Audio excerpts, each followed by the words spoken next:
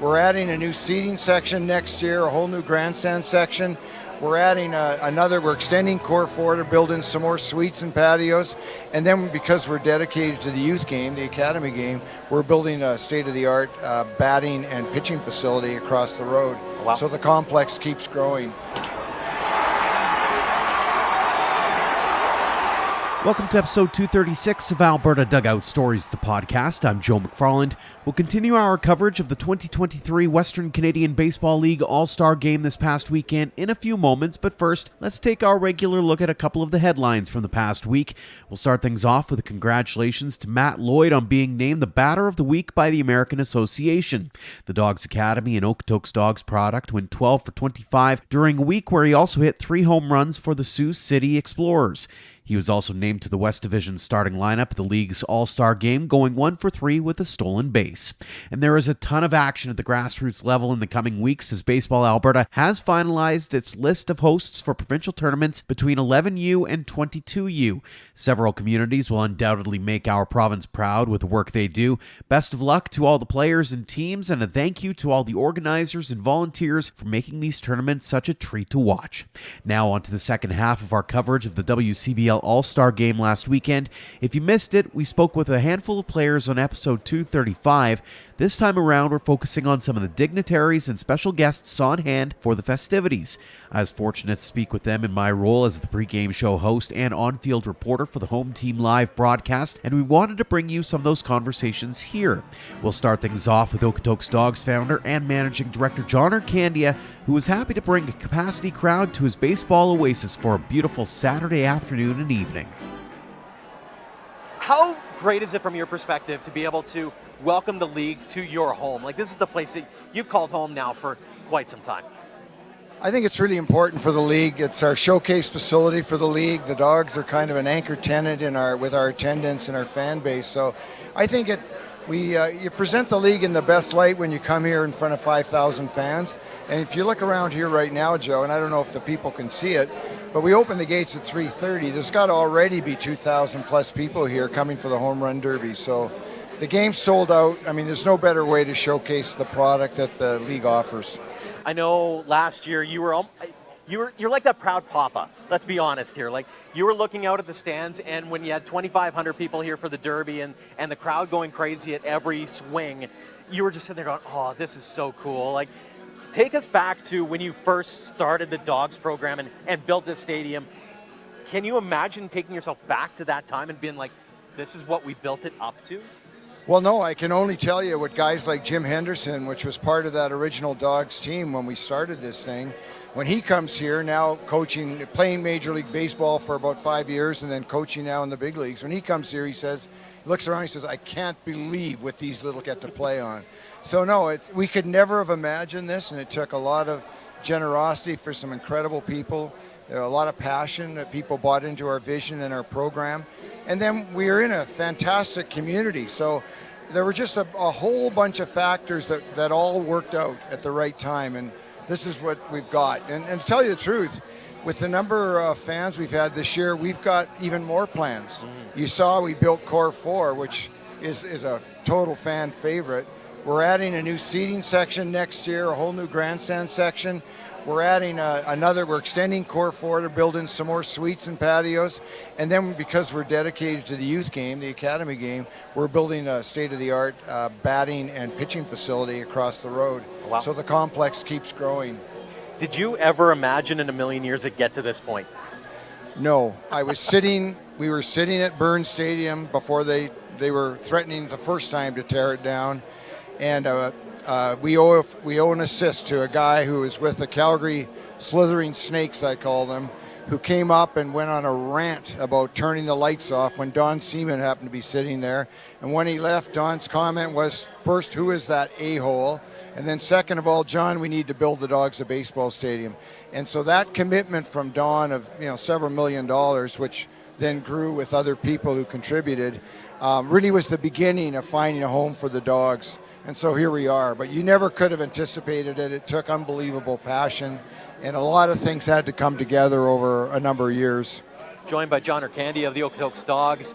Shifting gears a little bit, and let's talk about the academy program. This is a not just top 3 in Canada program that we're talking about. We're talking about Perfect Game saying this is the 3rd best program in North America. Talk about the importance of being able to bring that program up and the success, and not just the success on a 1-off or 2-off basis, but the continued success, the legacy success piece of what you built with the academy program.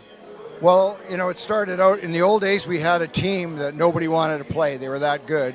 And off that team, there were basically every kid either played college or pro baseball. So that's how good that original Dawgs team was. And then when we got the facility, it attracted a whole other group of both players and coaches, and at the highest possible level. So we now think our academy is the best place to be. And if you want elite coaching, we have 14 coaches that are in every discipline, all with their professionals. They're independent coaches. So it doesn't get better from a coaching perspective. Then you got facilities that are like unheard of for amateur baseball. So you add that to the formula. And then next up, you've got the ability through crowds like this and it's a nonprofit organization. So you keep having enough funding that filters its way through to advance the program in terms of tournaments and competition.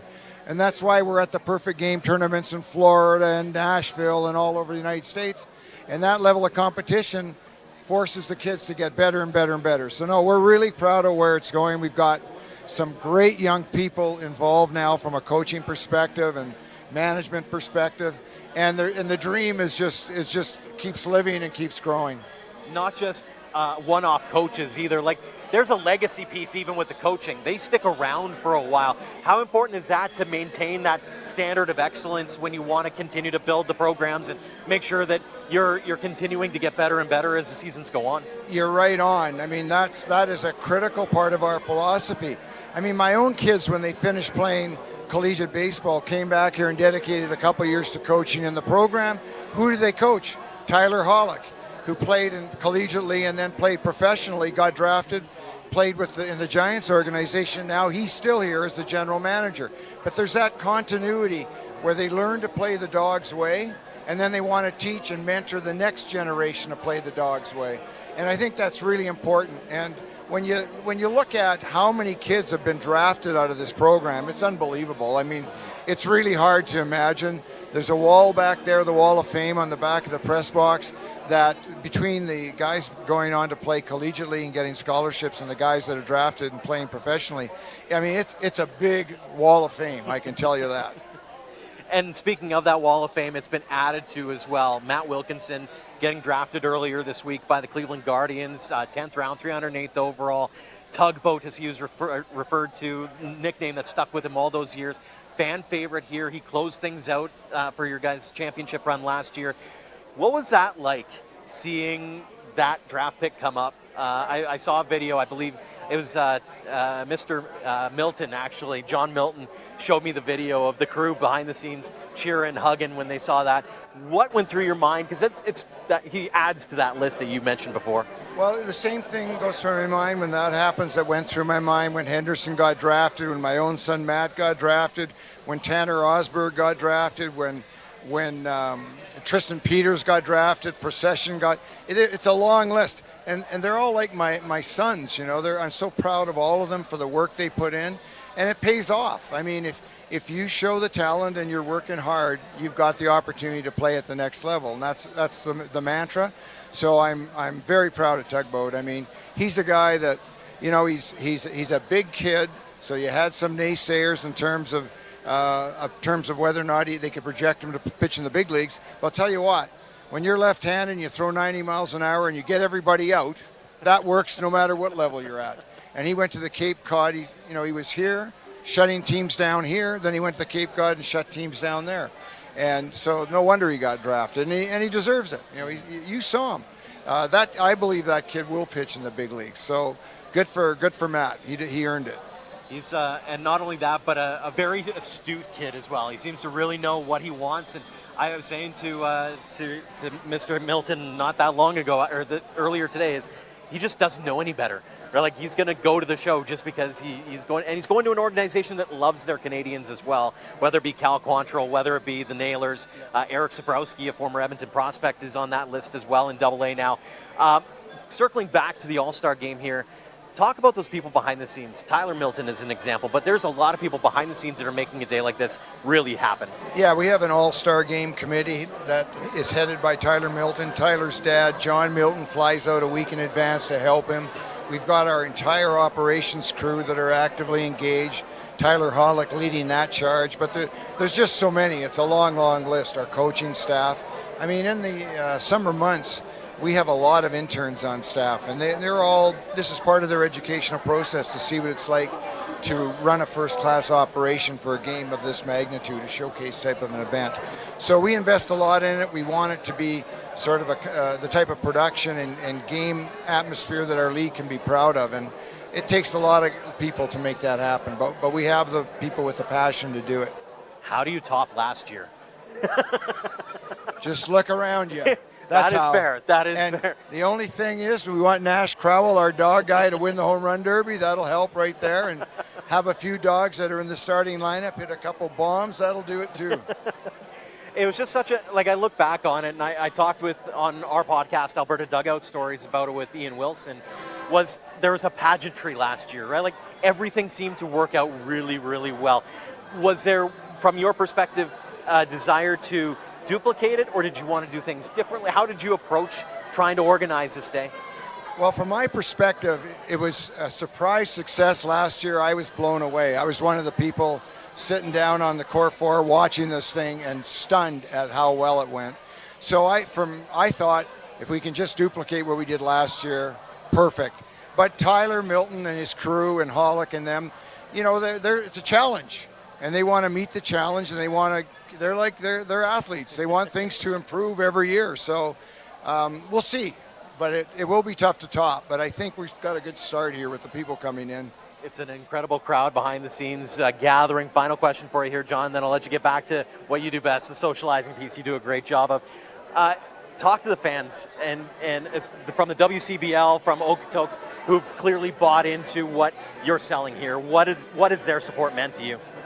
It's meant a lot, and that's been one of the big surprises. Don Seaman, when he invested the millions of dollars into helping build this stadium, has said time and time again in public interviews and things that this was his best investment.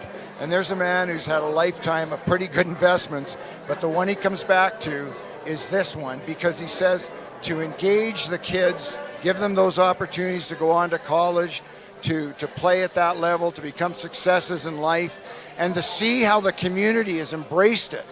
That's the mind-blowing part. And he said that's worth all the money in the world. So, and I feel the same way in terms of the investment. It's been fantastic, and it's just so thrilling to see the people embrace what we're putting on the field. And it's good for the league.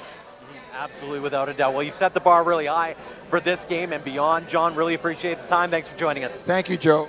Next up is VIP and special guest coach Matt Stairs, the 19-year MLB and 23-year pro hit .263 with 265 home runs and 899 RBI in nearly 1,900 games, and won a World Series with the Philadelphia Phillies in 2008.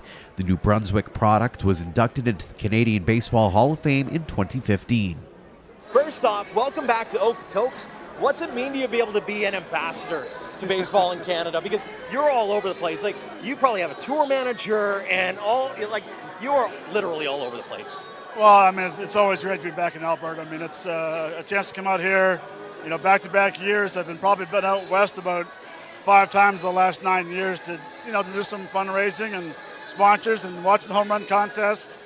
You know, it's nice to travel around and give back. I love doing it. I coach baseball back home, and I'm the technical director in Fredericton, so I'm kind of used to doing all this stuff. I've been lucky enough in my travels to be able to talk to different guys who play ball out here, who happen to be from your neck of the woods out in Fredericton, New Brunswick, that in the Maritimes area, and they always harken back to how much you've given to them, like little tidbits, little pieces of knowledge. What does that mean to you to be able to have that kind of impact on the next generation of ball players? Well, I think I was very fortunate to learn from Larry Walker. You know, he passed things down for me when I was younger. Get an opportunity to play a long career. I think what it is that people actually trust you. That's the biggest thing about baseball is trusting coaches of what's going on and what they're being told. And you know, I'm passionate about my baseball, my hockey as well. I've been coaching that 20 years. And I find I take a lot of time of doing winter ball, spring training, fall ball, during the regular season, coming out here and traveling around. And, I put 100% behind it, and whatever I speak comes from my heart of what I've learned when I was younger. So when you are chatting with those young players, I mean, you were out with the Okotoks Dawgs a couple of days ago. You're out with the All-Stars now. What are some of the key tidbits that you're giving to them? Because I know you can't personalize every single situation, but maybe some broad-based pieces of advice for those youngsters looking to play the game. Well, I think the biggest thing is I try to remind them that it is a game. I'm not big in saying have fun. It's only fun when you're doing well. If you're not doing well, the game kind of sucks a little bit. But, I think, for me, you have to have a short memory playing this game, which means if you have a bad at bat, you let it go. If you throw a bad pitch and give up a home run, let it go. I think that's the biggest thing about young players nowadays. They carry things over too much, which messes up the whole game. Continue working hard. When you think you've done enough, you haven't. Continue doing more. I always say there's someone behind you that wants to take your spot. Don't allow it to happen unless you're at that point where at the end of your career you want to be done. So, continue working hard. You work hard, you'll have success. And never be afraid to ask questions and ask for extra works, because the coaches love to do the extra work with players. You've had a lot of really cool highlights over the course of your career. Do you have one or two that maybe stand out as those wow moments, those moments where you had to kind of take that step back and go, I can't believe I got to do that, man? I think on an individual note, I think, of course, a big home run against the Dodgers in NLCS Game 4. I don't remember too much, 3-1, pitch 95 miles an hour. I think one of the other ones that was really cool was on Mickey Mantle Day. I pinched hit in New York, hit a home run for a game winner in New York. And then, of course, taking the field my first time as a big leaguer. I'll never forget that. But the biggest thing and the biggest thing you work for is win the championship. And having an opportunity in 08 to finally win a championship with Jamie Moyer, who was around a little longer than I was, and he finally won. And then seeing your wife and your daughters, when you're carrying the banner around the outfit and you come across on plate, they're there waiting for you. The sacrifice I put up, but the sacrifice they also put up was something you'll never forget. What's it meant to you to be recognized in different ways? And I harken back, it was mentioned on the field, the Canadian Baseball Hall of Fame. What's it mean to you get that recognition after your playing career is over? I'm the average Joe. I mean, to me, it's baseball is my job. My job is to go out and play baseball and hit the baseball and try to catch as much as I could. I never changed. When I was that young kid, I'd walk into a house and go to someone's fridge and grab a drink. I'm the same way at age 55. It's special, an opportunity to come around and just meet people. To hear that, as a ball player, I can tone out a lot of things, so I kind of tend to tone out that stuff because it's not about me. It's about these kids here at the All-Star Game, so it is kind of neat. It's actually very neat, but I don't sit there and go, that sounds pretty good. I just move on and say, okay, that's long enough, let's go on. Well, I'll let you get back to meeting all the people around here. Matt, really appreciate the time as always. Thanks so much for joining us here on Home Team Live. Thanks for having me. Speaking of the Hall of Fame, legendary journalist Bob Elliott also stopped by for a chat about his return to Okotoks, which holds a special place in his heart, literally, after suffering a heart attack at the Dawgs banquet back in 2019. When you see this crowd, when you see the excitement, not just for a game, but the Derby, there was a lot of people here. What does that say about the game in your eyes? Well, I walked in tonight, and the first person I said, how on earth are you going to top last year? Well, so far, the Home Run Derby is a bigger success than last year. Remember, last year was blowing in. It was very difficult. I mean, that was an exciting Home Run Derby. And I think that there was more people here for it. So there was more excitement, and the kids were really into it. And it was a great finish as well. Absolutely. In your travels, over the course of your career, you've been able to cross this country over and over and over again. What's special about Okotoks? I would say Okotoks is kind of like St. Louis, where the fans are so into it and they're so proud of their community, and they're so proud of their team. And you see youngsters walking around here with Dogs uniforms on, and I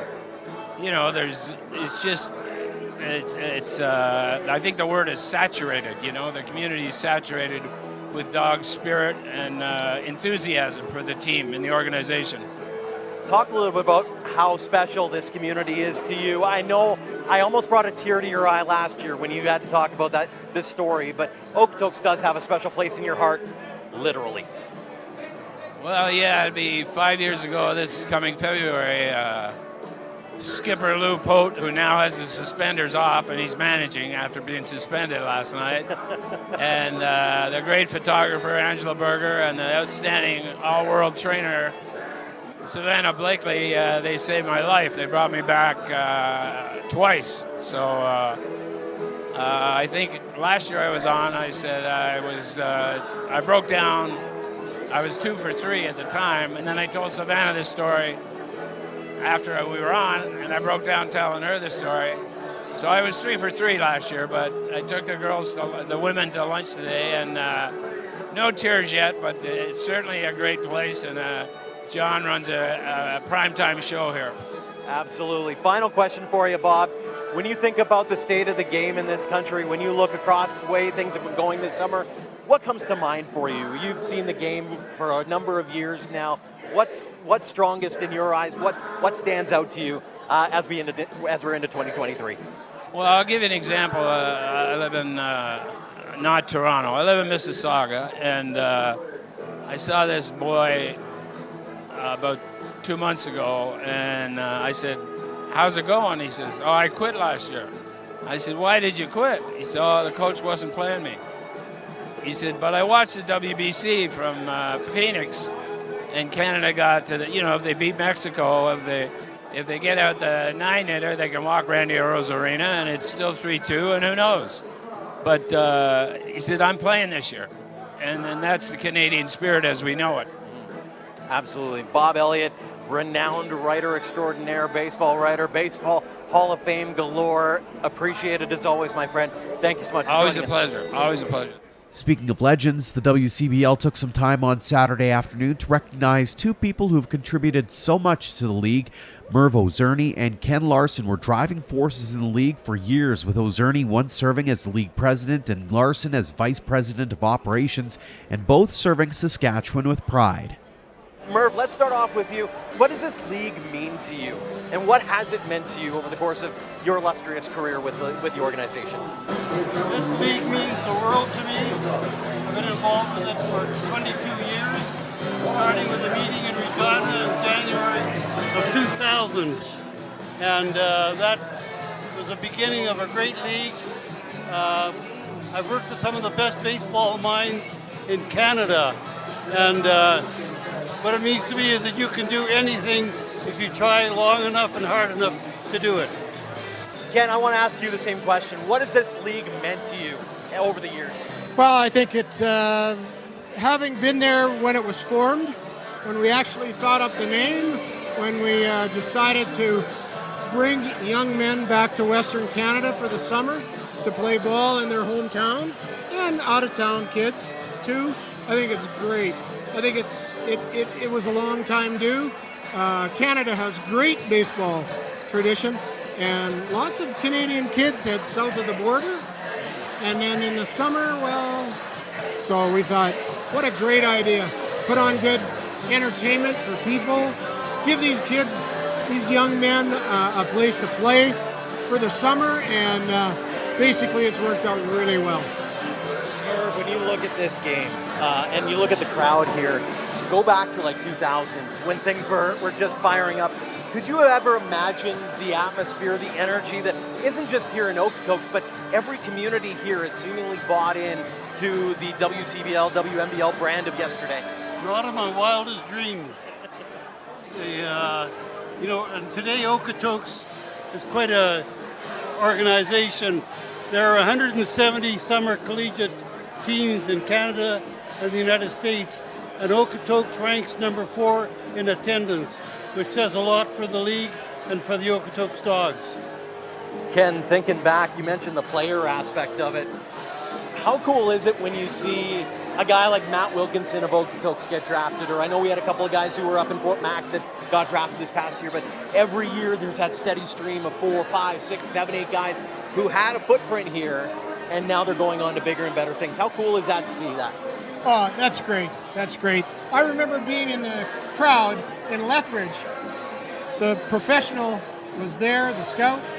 He signed the player right after the game. We had watched the game with him, sat there and listened to what he thought about all the players playing. And then to see that young man sign a contract, I think he was the shortstop, right after our game, our league game, I thought, this is it. This is what it's all about.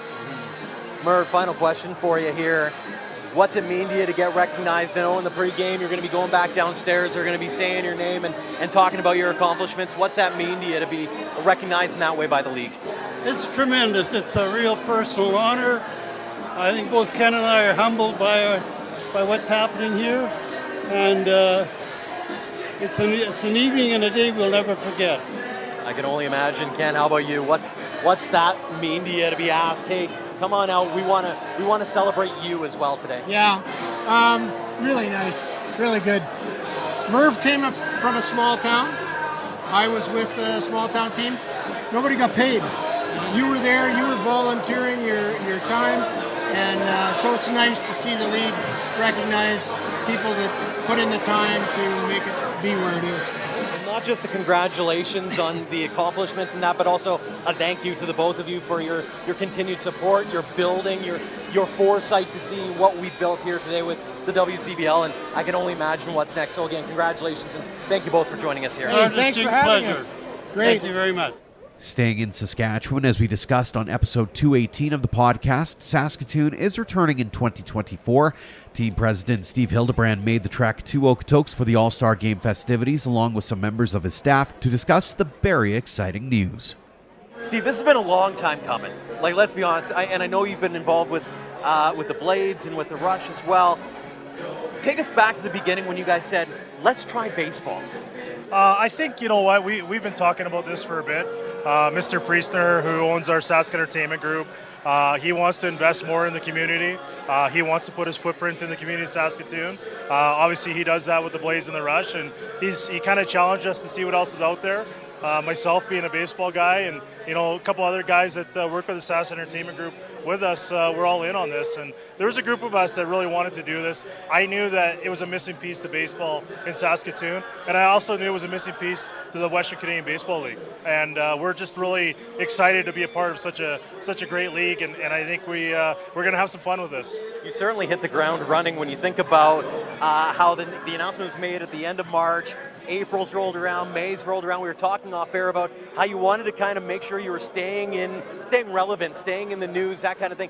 The name, for example, coming out earlier this week. In case you missed it, the Saskatoon Berries. That was my choice, by the way. I was all in on that one.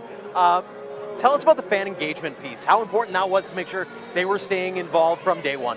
I think, all along, we want to make this a big part of our city, and we do the same thing with the Rush and the Blades. We want fans to be involved in this. We want people to come to the ballpark. We want them to be around it all. So we came up with the idea of throwing it out there into the community, get some names out there, see what it is, and here's where we ended up. And like I said, we can't be more excited about it. I love that you brought some props as well. The blueberries are in style. Oh, are they? Oh, I guess they are Saskatoon. Yeah, that's fair. I'm a raspberry guy. No, I'm kidding. It's all good. I'm kidding. It's all good. Not only are you making a splash with names, and you're going to come up with brands before too long. You're going to have logos before too long as well. You also have a big announcement when it came to the coaching staff, bringing Joe Carnahan in, longtime 57s player and coach. What's it meant to you to be able to bring that name into the mix? Obviously, pretty special dude. Had really good conversations with him. I did interview two guys from the U.S. and another guy from Canada. With Joe, it just hit home. It really did. And I couldn't think of a better guy to lead our inaugural season and further on. Happy to have his family move to Saskatoon, be a part of this. Obviously, he was successful as a player and a coach in this league. Everyone I called didn't have a bad thing to say. Couldn't find a negative thing, and I know we have the right guy, and really looking forward to working with him. Was that a name that came up? Did he email you, or did you email him first? Because that's the thing that I'm always fascinated by, because you got to think your face probably lit up when you saw his name cross. I'll be honest with you. It was the baseball community of Saskatoon that brought it to me. Oh, wow. And there's some, in Saskatchewan, especially Saskatoon, the game's growing a lot. And we have some pretty important people in our city. And the name was brought to me. And I reached out to him. and chatted with him, and he was very excited about it. So that's kind of how it all came about, and yeah, he's the right guy. He's an awesome dude, and looking forward to having him and his family in the city. Final question for you here, and then I'll let you get back to mingling and making sure that brand gets out there, because you got the fan club here. They're ready to go as well. We brought, it's actually our brand manager and Ryan is in charge of our tickets. So they went to Sylvan Lake last night, checked some things out, and again, we're just trying to make sure we got everything right when we step into the 2024 season. When you think about what you're seeing here in Okotoks, for example, the All-Star Game is obviously a premier event, but when you're traveling around, you saw Sylvan Lake. How cool is it to see what can be at Cairns Field in 2024? It's awesome, and it's fantastic. Great to come out today and see all the people here and enjoying it and having a beverage or two. And we expect to have the same thing happen in Saskatoon. Obviously a little smaller venue, but we hope to pack the park every single night, and looking forward to it. Looking forward to it, absolutely. Really appreciate the time, Steve. Yeah, thank you so much for joining us. Thanks, the Sean. Saskatoon Berries joining the league in 2024. And we'll wrap things up with another team re-entering the WCBL in 2024. The Edmonton Prospects were a traveling team for a couple of seasons before deciding to take this summer off as they build their new home in Spruce Grove. Pat Cassidy joined us to provide an update on construction and to share his vision for the Prospects' new digs. It's been a long time for you. You guys have been working really hard to get that new stadium built. Talk us through the building process, where you're at today. Yeah, no, it seems like forever, to be honest with you. Been at it since pretty much 2019, and then COVID hit, and that just delayed things. I think the one thing most people have to understand is not only are we building a ballpark, but we're actually building a 65-acre ballpark district. And first part of that was we had to clear forest and clear the land and then start putting in the services. So we're kind of on the final stretch in terms of having the phase 1 land development done. We've got a bunch of underground services in, and we just got started actually on ballpark stripping and grading. We've got a contractor lined up to come in and do the deep services in August here, and we're actually hoping to pave out our parking lot for the ballpark sometime in September. Of course, being in the construction industry for 40-some years, I mean, you put plans down on paper and you push hard to make them happen, but you're reliant on Mother Nature, and you're reliant on contractors, you're reliant on supply chain, and in today's market, that's even more challenging than it's ever been. And there's always that problem of ever escalating costs and things like that. We are constantly in a battle to keep that kind of stuff in check. So, land development phase 1 nearing an end. We've got 4 local contractors, developers looking to build on about 10 acres of highway commercial. We're going to get started on the ballpark, and our plan is to have that ballpark up and ready to go for next season. Hopefully for the start of the season, but maybe if we're a month late, we can live with that too. Talk a little bit about the overall plan, because when you look at some of the videos, when you look at some of the renderings, this is immaculate building, and I can only imagine, not only do you want to keep up with the Okotokses and the Sylvan Lakes and Lethbridge and Manhattan, Fort Mac, they've all got their beautiful buildings, but I feel like you kind of want to one-up them just ever so slightly. Well, I don't want to tell John this or Graham this, but actually, yeah, we do. we want to create a jewel. We want to create one of Canada's top ballparks and game day experience attractions and tourist attractions. We're going to have elements in there that you don't see in ballparks all the time, and it's going to be it's going to be a phased development. We're going to start with the primary ballpark first, get that done. I'm really excited about phase 2, which is a restaurant and amphitheater. We really want to bring more events and music and just those types of things to the ballpark, and concerts and things like that. It's an entertainment facility. It's designed as such, and that's how we intend to operate it. And we're excited about that. We're excited about the condos, apartments/condos. We're kind of toying with that concept a little bit just because of the funding model and what you can do with going in a certain direction as far as our strategy is concerned. What I've learned about ballparks over the years is it's important to create a community facility and a connection with the community and all aspects of the community, all segments of the community, not just the ball fan, but those looking for social entertainment and those looking, to do whatever, to gather, to meet people and get together as a family with friends or whatever the case may be. And I don't think there's any other sport quite like baseball that really provides the venue. And that's we're excited about it, and we're anxious, we're frustrated, we're not open yet, but we're just going to keep pushing forward. Well, and I'm glad you brought up the point, gather. That was a word that I was thinking in the back of my mind. It's a gathering point, it's a community gathering. Talk about the community buy-in. I mean, you're not in Edmonton proper. You're going out into Spruce Grove. What's that community buy-in meant to you to be able to move this project forward? Well, you know what? To be honest, it's exceeded any of my expectations in terms of how that community of Spruce Grove, Stony Plain, Parkland have really kind of taken us in, bought the season tickets, bought the suites. I mean, we got a waiting list on suites already. We haven't even got any vertical construction yet. We've got all our outfield fence signages sold, and they're everywhere you go. I mean, even the former mayor who's been pushing for a new civic center, Twin Ice Arena, he says, Pat, we're finally going to go forward with our new Twin Ice Arena. But all people ever really want to talk about is this ballpark. So there's something magical, something mysterious, and something magical about a ballpark. And I mean, even here today in Okotoks, and this happened last year, the energy, the vibe, the camaraderie with the people, there's really no other experience like that. I mean, we got one huge asset that most sports don't have, and that is time for social connectivity and sunshine and weather, right? If we could tear down the sun just a little bit. It's a little warm on my backside, I gotta admit. Turn the heat down a bit. Just a little. Final question for you, and then I'll let you get back to chatting with the other people. When you think about this event, and I know you guys hosted in 2019, how cool would it be at some point in the next few years to be able to host a similar thing in your new home? Yeah, no, we're gonna definitely be putting our name in the hat for doing that very thing down the road. Probably not next year just because of the uncertainties. But once we get that ballpark open and we establish all of our operations and marketing and all of the pieces that have to go together to make this work, right?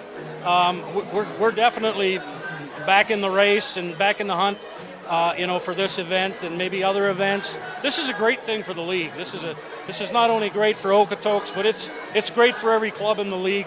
And I mean, we're doing some pretty, you're going to talk to Mark here right away. We're starting to do some pretty cool things in terms of social media, in terms of broadcasting, in terms of just, getting more eyeballs on our product, and that's only going to mean more people in the seats. So, yeah. Absolutely. Well, Pat, really appreciate the update. Thanks for joining us, and best of luck as you move forward with Phase 2. Yeah, you betcha. Thanks, Joe. Thanks again to all of our guests for joining us on the Home Team Live broadcast, and thanks to all of you for downloading and listening to the podcast. If you haven't already, leave us a rating and review on your podcast app, as those actions help spread the word about ADS. We'd also like to tip our caps to our Platinum supporters for all they do for us and for baseball in Alberta. The Okotoks Dawgs and AHP Academy have been phenomenal partners in helping tell the game's stories here in our province. For more on our teammates, head to albertadugoutstories.com/supporters. Until next time, thank you for all of your support online, on social, and on air of Alberta Dugout Stories.